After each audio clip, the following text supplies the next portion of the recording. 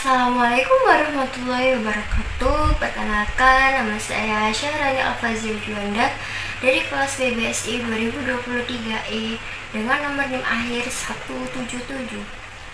Dalam cerita kali ini, saya akan menceritakan cerita rakyat yang berjudulkan Timun Emas. Cerita rakyat dari Jawa Tengah yang sudah melegenda. Cerita saya mulai ya. Pada zaman dahulu kala, hiduplah seorang janda tua yang miskin. Janda tua itu bernama Mbok Rondo. Pekerjaan sehari-harinya mencari kayu di hutan dan dijualnya ke pasar untuk menghidupi kebutuhan sehari-harinya.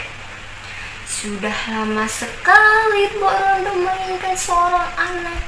Akan tetapi, dia hanyalah seorang janda tua yang miskin.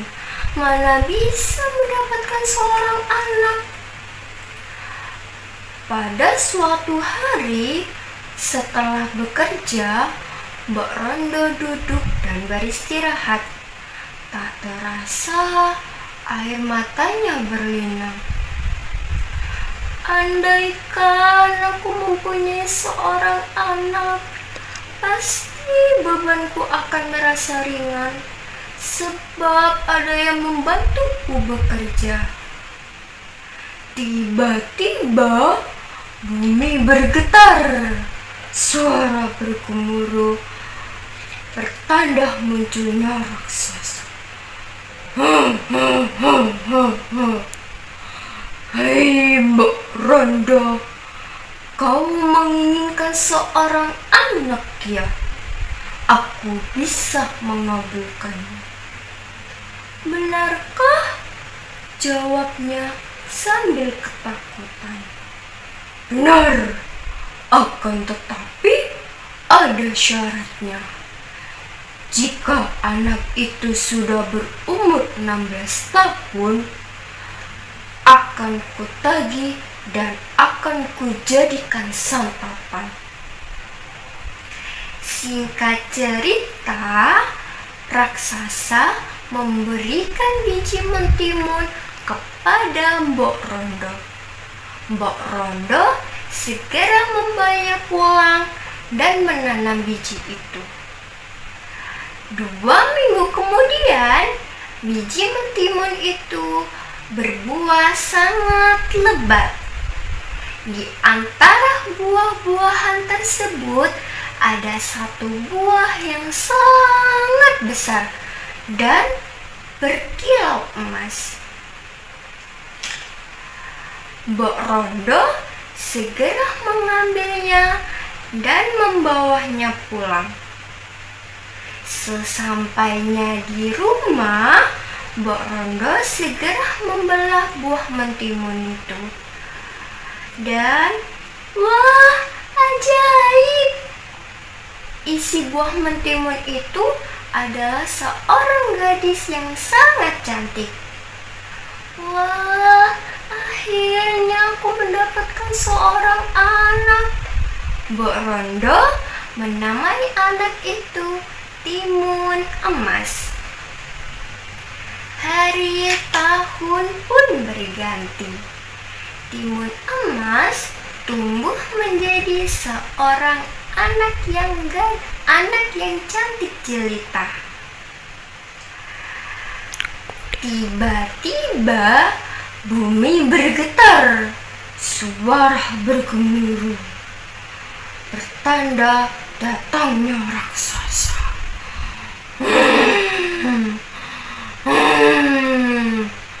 Hei Mbok Rondo, di mana gadis itu? Aku datang kemari untuk menagih janji. Mendengar hal itu, Mbok Rondo ketakutan dan menyuruh Timun Emas untuk berlari dan bersembunyi ke dalam kolong tempat tidur. Mbok Rondo segera menghampiri raksasa. Wahai raksasa, aku tahu maksud kedatanganmu kemari untuk menagih janjimu. Akan tetapi, beri aku waktu 2 tahun lagi, karena timun emas masih terlalu kecil dan kurang lezat untuk kau santap. Benar juga, akan kuberi kau waktu 2 tahun lagi. Akan tetapi, kalau kau berbohong, akan kutelan kau mentah-mentah, jawabnya sambil berlalu pergi. Singkat cerita, hari tahun pun berganti. Timun emas tumbuh menjadi seorang gadis yang cantik jelita. Mbok Rondo sangat menyayangi timun emas. Akan tetapi, Mbok Rondo takut akan hal yang dijanjikan kepada raksasa. Pada suatu malam, Mbok Rondo mendengarkan suara gaib. Hei Mbok Rondo, jika kau menginginkan anakmu selamat, pergilah ke Bukit Gandum dan menemui pertapa. Cerita pun berlanjut. Keesokan harinya, Mbok Rondo segera pergi ke Bukit Gandum untuk menemui pertapa. Sesampainya di bukit, pertapa itu langsung memberikan 4 bungkus kecil kepada Mbok Rondo.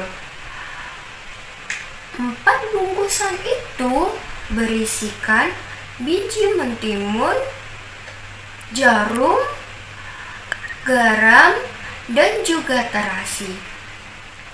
Mbok Rondo segera membawanya pulang ke rumah. Sesampainya di rumah, ia langsung memberitahukan kepada timun emas. Wahai anakku, kau tidak perlu cemas lagi, karena kita sudah mempunyai penangkalnya. Keesokan harinya, saat Mbok Rondo dan timun emas akan pergi bekerja, tiba-tiba bumi bergetar, suara bergemuruh, pertanda datangnya raksasa.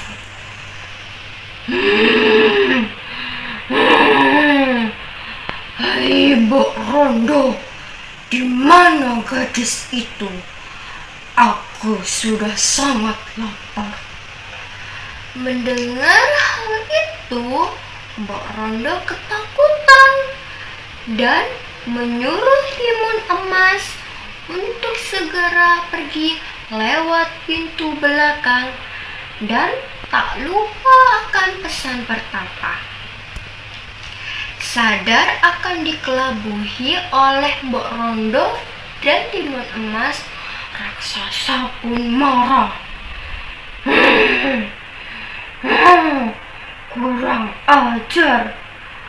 Mau lari kemana kau gadis kecil? Mau lari ke ujung dunia pun pasti akan kutangkap. Timun emas lari semakin kencang. Akan tetapi timun emas merasa kelelahan. Dan tak terasa ia mengingat akan suatu hal, yaitu ia membawa bungkusan yang dipesan oleh ibunya. Timun emas membuka bungkusan yang pertama yang berisikan biji mentimun. Ditebarkanlah biji mentimun itu ke tanah. Dalam waktu sekejap, wah, ajaib! Biji-biji itu berubah dan bertumbuh sangat lebat. dan menghasilkan buah-buah yang sangat besar. Melihat akan hal itu, raksasa tergiur dan memakannya secara rakus.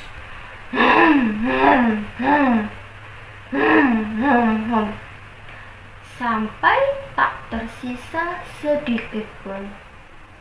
Setelah itu, raksasa terus mengejar timun emas. Timun emas semakin berlari ketakutan. Dia merasa kelelahan dan mengambil bungkusan kedua yang berisikan jarum. Ditebarkanlah jarum itu ke tanah dan wah, ajaib! Dalam seketika jarum-jarum itu berubah menjadi bambu-bambu yang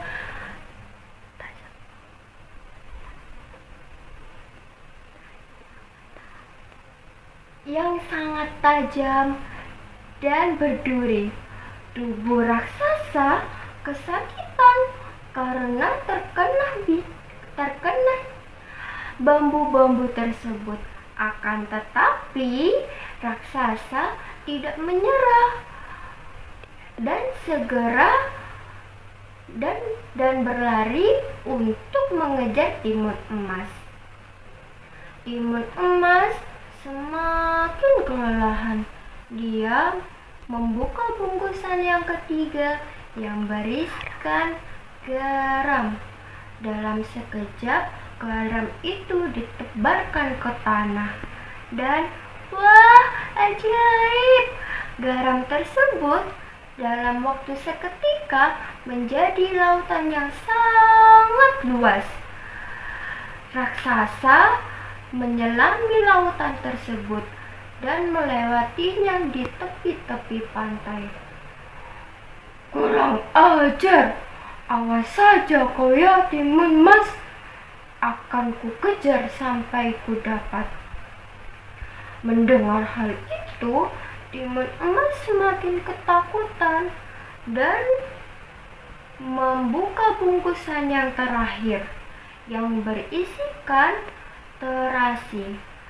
Dalam sekejap, terasi itu ditebarkan ke tanah dan berubah menjadi lautan lumpur yang sangat panas.